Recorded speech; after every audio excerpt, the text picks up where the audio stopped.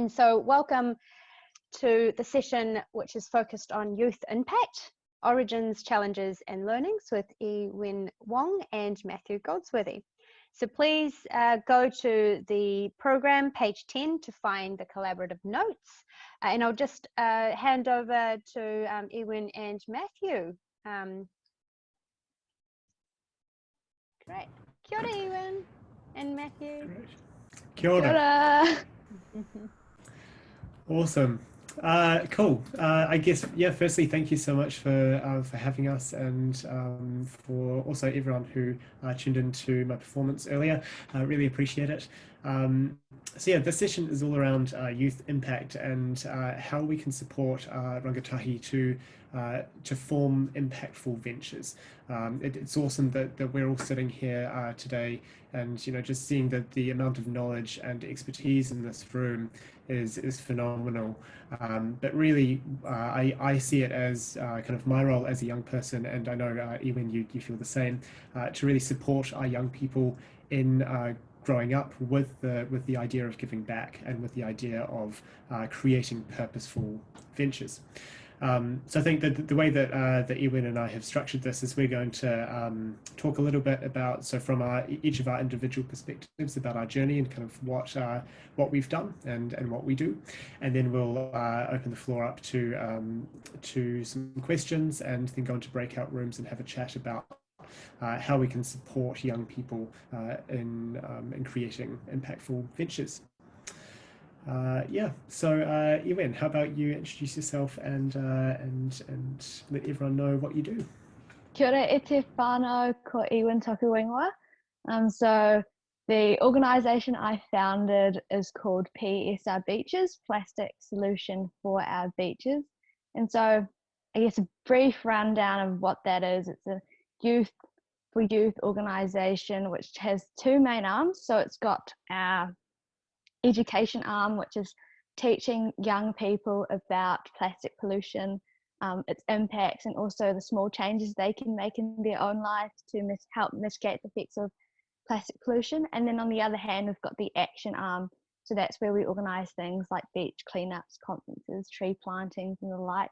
And because this whole mini session is called Youth Impact, Origins, Challenges and Learnings, Matthew and I both agreed that it makes sense to start at the beginning in the origins.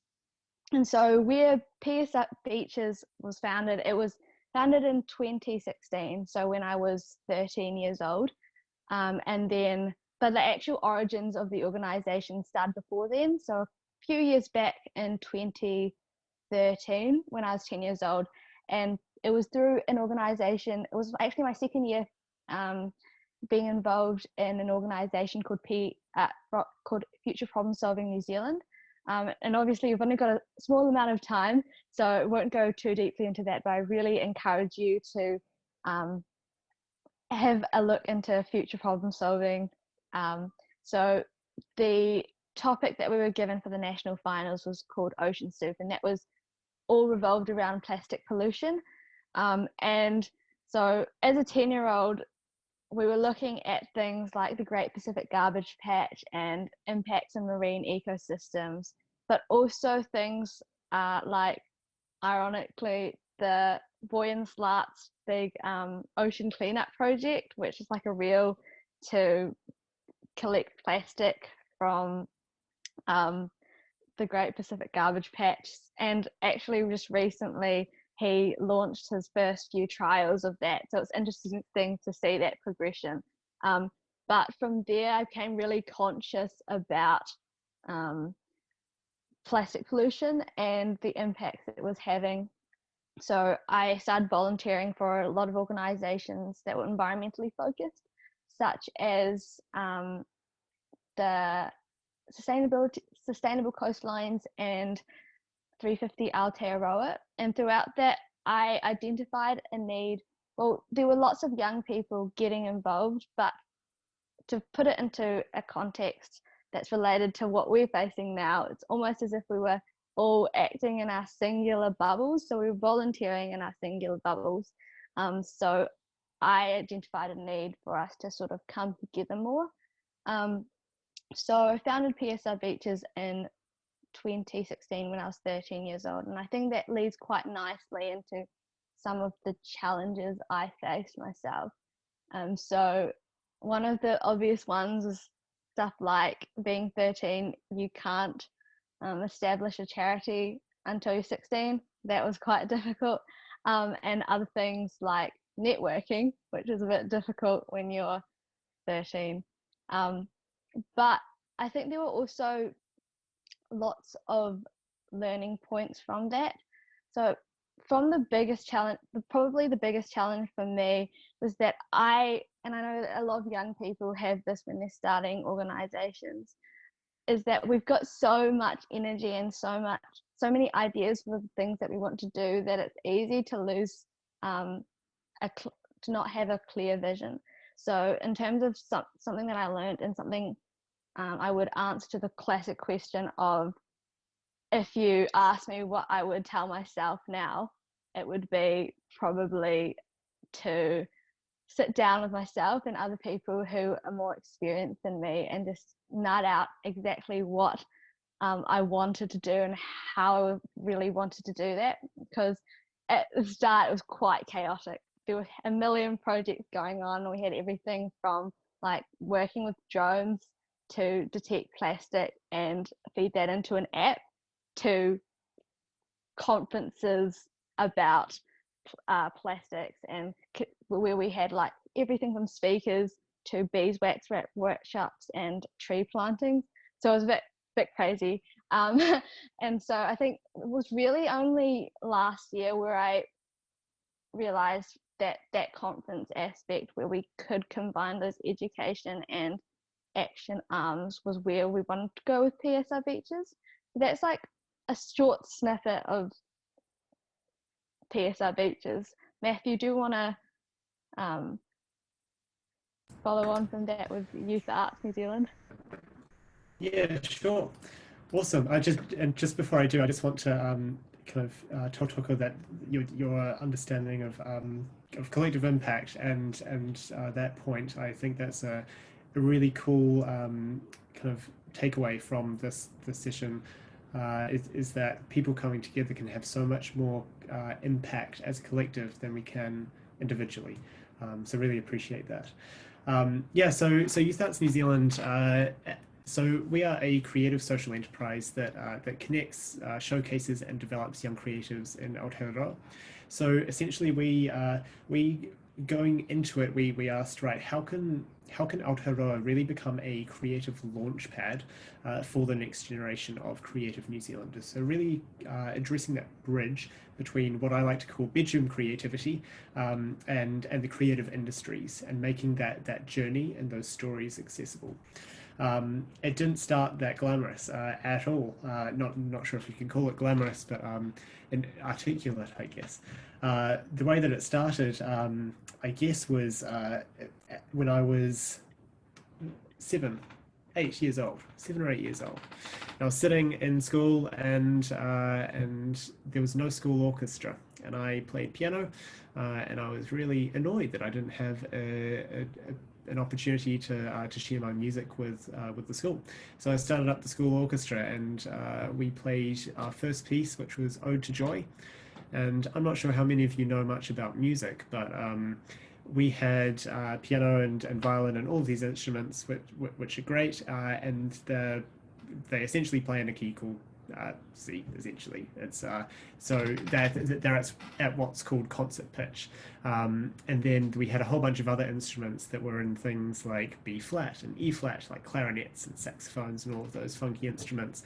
What we didn't realize is that you needed to give those people different music, and so when we went to the performance hall, we all played the same thing, and it was an absolute nightmare. It sounded awful, but really that gave me my first taste of what it meant to bring people together through the power of creativity and through music, and that really reinforced this idea that like creativity isn't about perfection. It's not about crafting something that is intended to be perfect.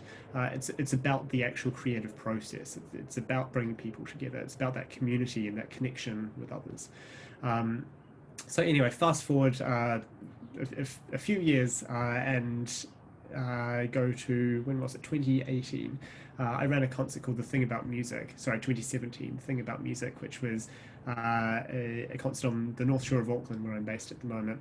And essentially we brought together a whole bunch of young musicians. I think there were about 25 in the end. And just for a great kind of performance on stage. So we had a whole bunch of individual acts and duos and everything from jazz to classical to barbershop, all of this stuff. It was awesome. And then and Avalanche City gave me a call a few weeks beforehand. And for those of you who don't know him, he's the guy that sings Love, Love, Love, which is the song that you hear on every New World ad. So he's a great guy, and he called me up and he said, hey, I want to perform. I'm like, geez, that's pretty cool. So he came along and performed, and the morning afterwards, I was like, man, that was such a cool event. I loved that. And I kind of thought back to those days when I was performing with a whole bunch of different instruments that just sounded terrible together, and thought, man, there's something really powerful in kind of bringing people together. So that's really where Youth Arts New Zealand was born. And since then, we've run a whole bunch of, oh, sorry, just getting a call, go away. Yeah, since then we've run a whole bunch of events, a whole bunch of projects that essentially seek to connect, showcase, and develop young creatives. So everything from mentoring to internships within the creative sector, to paid showcase opportunities, linking up with placemaking organisations, arts organisations, government, council, to really provide those professional showcase opportunities, and then right through to connection, which is around kind of networking and providing young creatives an opportunity to really just connect with other people that are going through the same thing, being young and exploring and figuring out who they are and who their purpose, what their purpose is. Yeah, so I guess, sorry, I've realised I've taken up 5 minutes, but that's kind of a bit of a background of where Youth Arts New Zealand started. And I guess it's a good segue now into E Wen. When you did start this up, compared to where you are now, what are some of the really large challenges and kind of learnings that you've got from that period? Yeah, so as I said, I guess there's two main ones on my end. There's that need to have a clear vision, which did not happen for me. And the second one is just the importance of connecting. So not just as charities, as organizations, but also just as people. Because I know I was like super scared at the start, had to have like so many people and so many different things, but especially in the environmental space, we've got so many organizations doing slightly different but also similar things. And so I think there's a real need to sort of capitalize on that. And people are so nice and always willing to help, especially young people. So yeah, I think those were my two main learnings.